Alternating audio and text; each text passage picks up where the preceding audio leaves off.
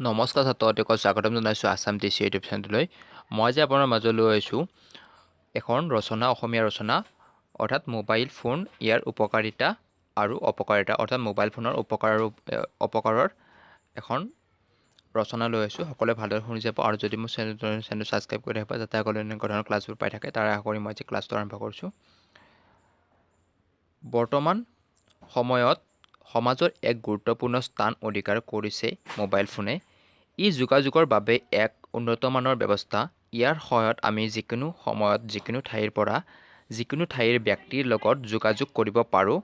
ইয়াৰ কেতবোৰ উপকাৰিতা আৰু অপকাৰিতাৰ বিষয়ে তলত আলোচনা কৰা হ'ল।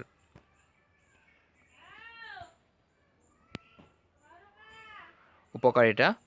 বৰ্তমান সময়ত আমাৰ সমাজ জীৱনত মোবাইল ফোনৰ গুৰুত্ব সৰ্বাধিক।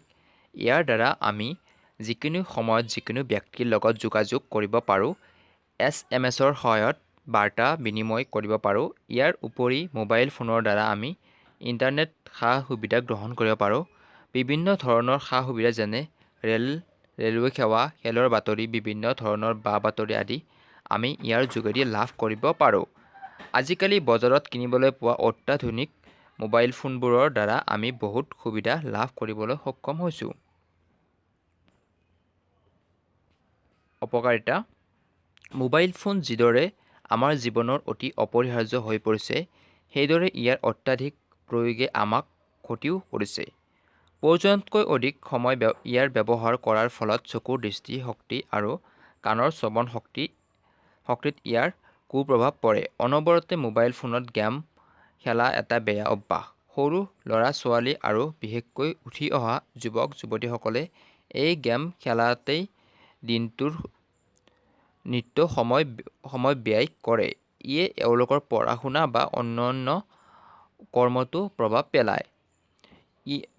মোবাইল ফোনৰ অপপ্ৰয়োগৰ ফলত বৰ্তমান সমাজত বিভিন্ন ধৰণৰ অপকৰ্ম সংঘটিত হ'বলৈ ধৰিছে।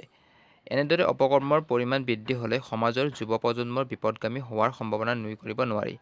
আজিৰ ক্লাছটোত ইমানখিনি আছিল। অৰ্থাৎ মই ইয়াৰ পিছত আৰু কেইখনমান ৰচনা দিম যিখিনি ইম্পৰ্টেণ্ট। সকলোৱে ভালকৈ পঢ়িব বুলি আশা কৰি মই আজিৰ ক্লাছটো ইমানতে সমাপ্ত কৰিছোঁ। নমস্কাৰ।